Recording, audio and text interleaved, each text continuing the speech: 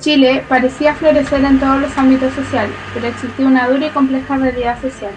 El auge económico implicó un agudo proceso migratorio desde el campo hacia las ciudades o oficinas salitreras. Ciudades como Santiago no estaban preparadas desde el punto de vista urbano para absorber el impacto causado por el ascenso de su población. Los recién llegados no encontraban un lugar para habitar y debiendo ocupar viviendas cuyas condiciones eran bastante deficientes, y deben vivir en conventillos, sufriendo el hacinamiento, el alcoholismo y las pestes. A pesar de la alta tasa de natalidad, la mortalidad infantil fue uno de los principales problemas de este periodo. Los niños morían por la desnutrición, las enfermedades como cólera y viruela, y por la falta de condiciones higiénicas. Las viviendas de los obreros eran precarias, vivían hacinados en conventillos. Cada una de las familias vivía en una habitación pequeña y sin ventanas. El baño, el lavadero y el patio eran comunes. Los campamentos o poblaciones callampas no contaban con agua potable y alcantarillado, por lo que las condiciones básicas de higiene no existían. Dichas poblaciones eran construidas en base a cartones y maderas viejas, donde la pobreza abundaba. Dentro del grupo de obreros se encontraba el proletariado, lo que correspondía a un grupo social integrado por mineros y obreros, los cuales vivían en una gran pobreza. Los campesinos y obreros emigraron a las ciudades del norte atraídos por el boom del salitre, con el fin de encontrar mejores condiciones de trabajo y de vida. Sin embargo, se encontraron con todo lo contrario, haciéndose cada día más dramáticas sus ya precarias condiciones de vida.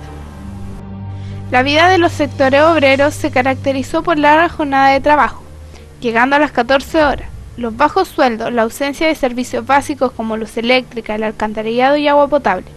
Mujeres y niños eran sometidos a trabajos excesivos. Las familias obreras estaban compuestas generalmente por 8 a 10 miembros, que estaban unidos por lazos de sangre. Sin embargo, este número aumentó debido a la llegada de nuevos integrantes familiares y amigos. Muchas veces la cabeza de las familias obreras era la mujer, quienes debían mantener a sus hijos y allegados. Los principales oficios femeninos fueron el de lavandera, costurera y tejedora. La cuestión social, 1880 a 1920.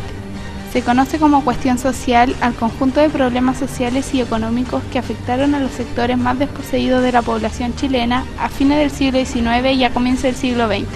A partir de la década de 1880 se comenzó a hablar tímidamente en nuestro país de problemas socioeconómicos.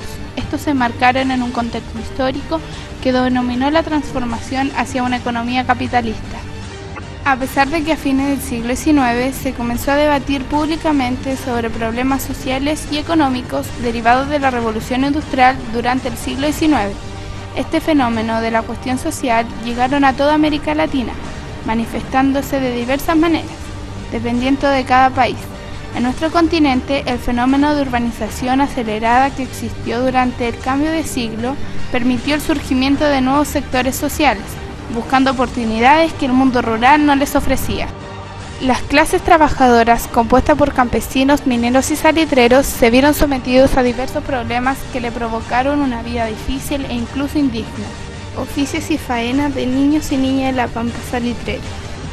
Augusto Rego Luco, médico y político liberal, hizo un llamado de atención al reconocer que los problemas del proletariado terminarían con amenazar el orden social de nuestro país. Según Philip Aries, la infancia es un concepto construido, corresponde a una determinada percepción de la realidad. Existe, por tanto, una diferente concepción de lo que es niñez según la cultura y sociedad a la que corresponde. En la pampa salitrera, los niños y niñas pasaban muy rápido a ser hombres y mujeres respectivamente. A muy temprana edad despertaban los jóvenes de la pampa al trabajo. Muchos aún niños se incorporaban a faenas, extracción, elaboración, maestranza y transporte. ¿Cuál es la causa por la cual se incorporan a trabajar los niños y niñas a tan temprana edad? Una de las principales causas fueron las causas económicas. Eran una ayuda económica para sus familias. Causas formativas. Debía ser aprendiz antes de desarrollar un oficio autónomamente. Benditas víctimas que bajaron desde la pampa llenos de fe, y a su llegada lo que escucharon, voz de metralla tan solo fue.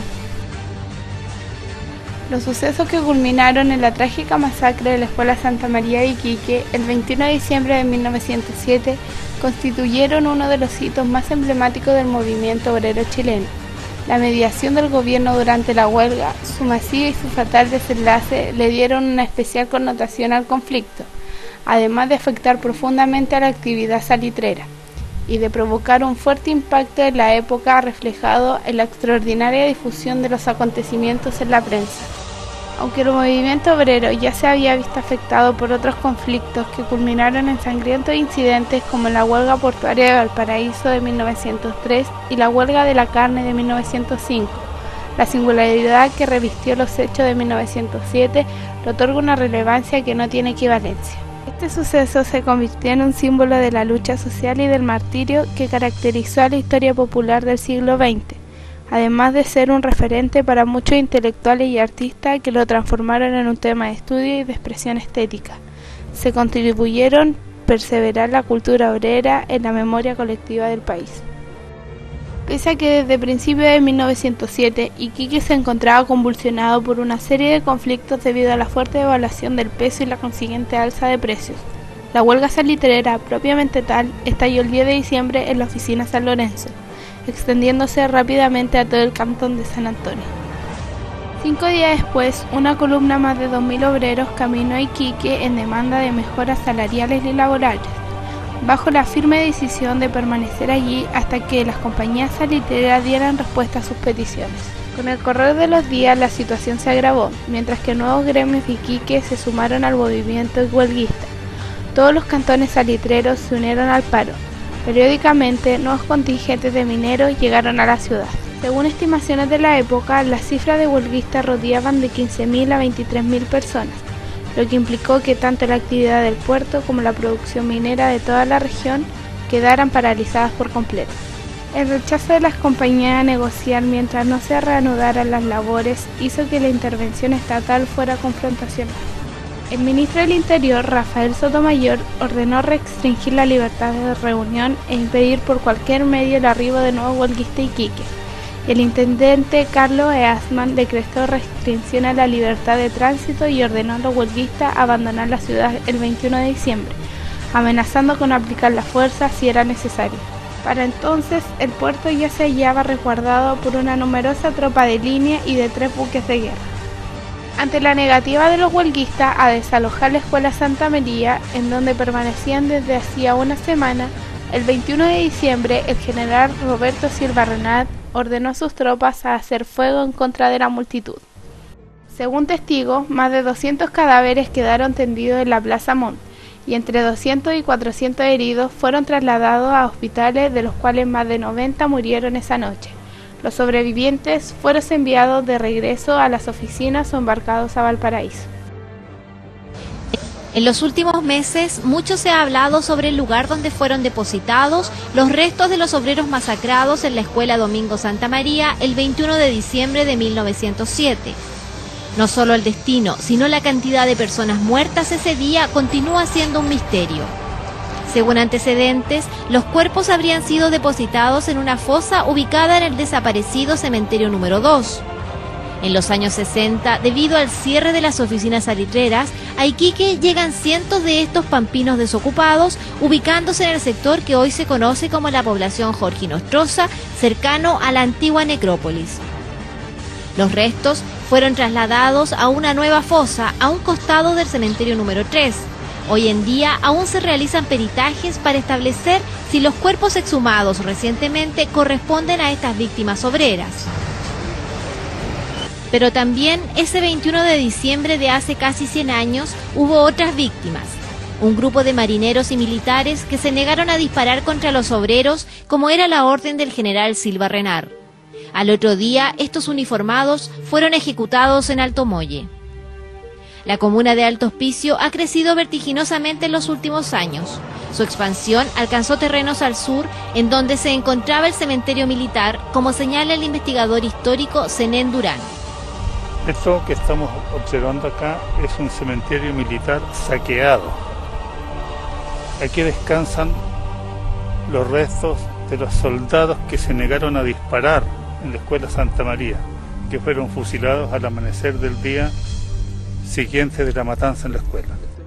Esta gente es tan víctima como aquellos que cayeron en la Plaza Moño en la escuela. Y si hoy día le van a rendir un tributo a las víctimas caídas en la escuela, ellos también son víctimas de esa misma matanza. Deberían dejar descansar junto con los obreros, que hoy día se les va a rendir un tributo levantándole un memorial y reuniendo sus restos. En la Fiscalía de Alto Hospicio fue ratificado el hallazgo de los huesos humanos para que ésta realice la investigación correspondiente. Investigación que quedó en manos del fiscal Raúl Arancibia, quien deberá establecer el origen, a cuántas personas corresponden y cuál será el destino final de estos restos óseos. Las consecuencias de la masacre no se hicieron esperar.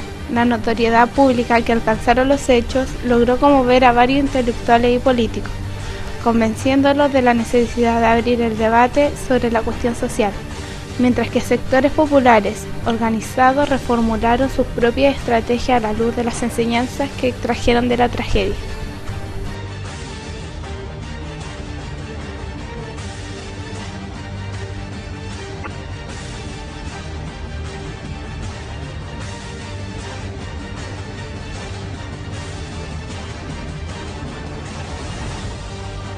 ¿Cómo era la vida obrera en el año 1900 aquí en Chile? En Chile. Bueno,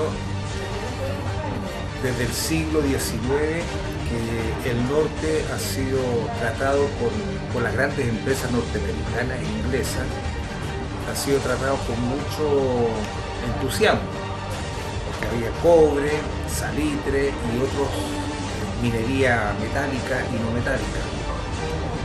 Entonces las ambiciones de las grandes empresas se centraron en Chile, Perú y Bolivia.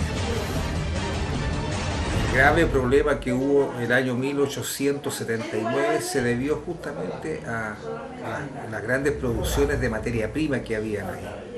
Entonces Estados Unidos e Inglaterra dividieron a los tres países que en el año 1866 eran hermanos, trabajaban por su independencia de la corona de España, se enemistaron hasta el día de hoy, y eso se debe a las grandes empresas, nada más.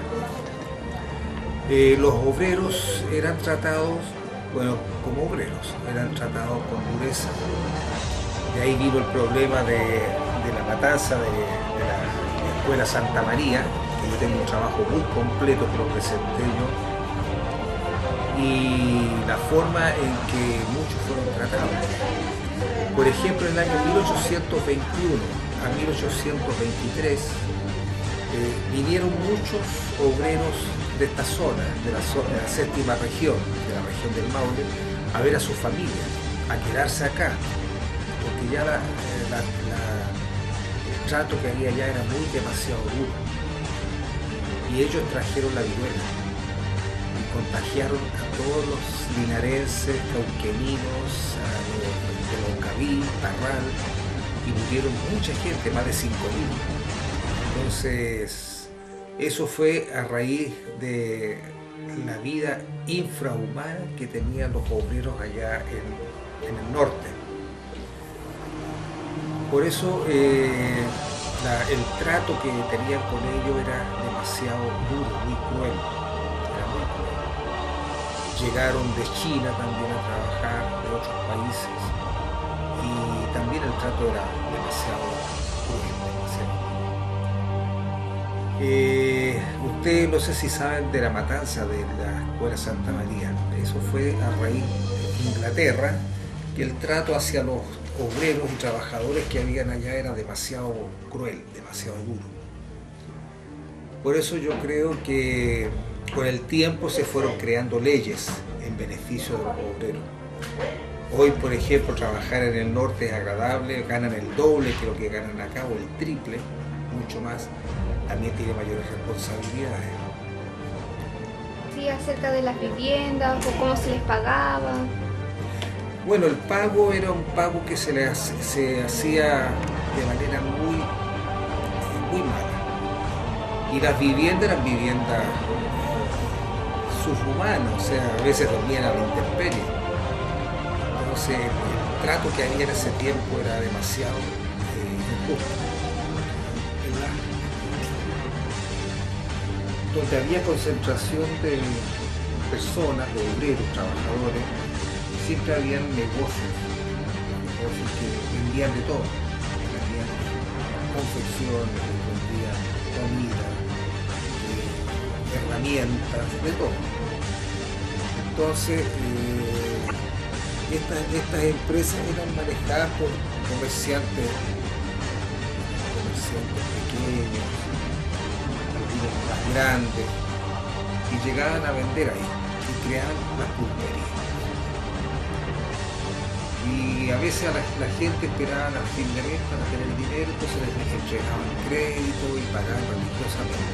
Gente muy correcta. El trabajador chileno ha sido así en ese tiempo.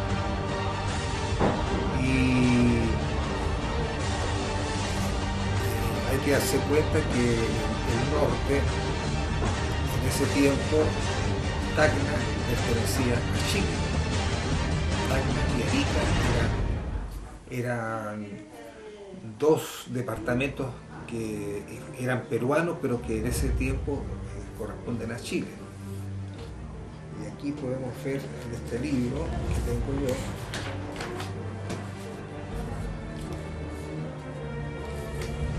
este libro ya era presidente Germán Riesco.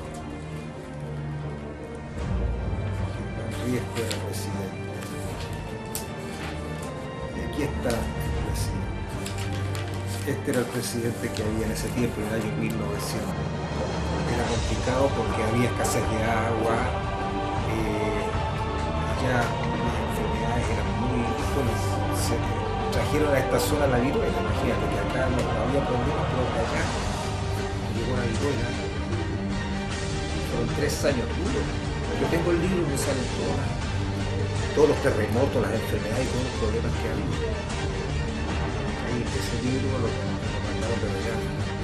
Y sale todo, que Chile es Chile. ¿Sabe las injusticias que vivían los obreros, por ejemplo, los castigos que se les daban? Eran muy terribles. Los amarraban, les ponían billetes, el que se curaba con mayor razón, porque era pérdida de tiempo eso. Eran muy maltratados. Muy maltratados. Claro.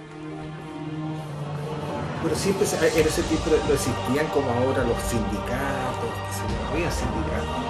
Entonces se juntaban a veces algunos obreros y hablaban con sus jefes para que les solucionaran problemas, como por ejemplo les mejoraran la comida,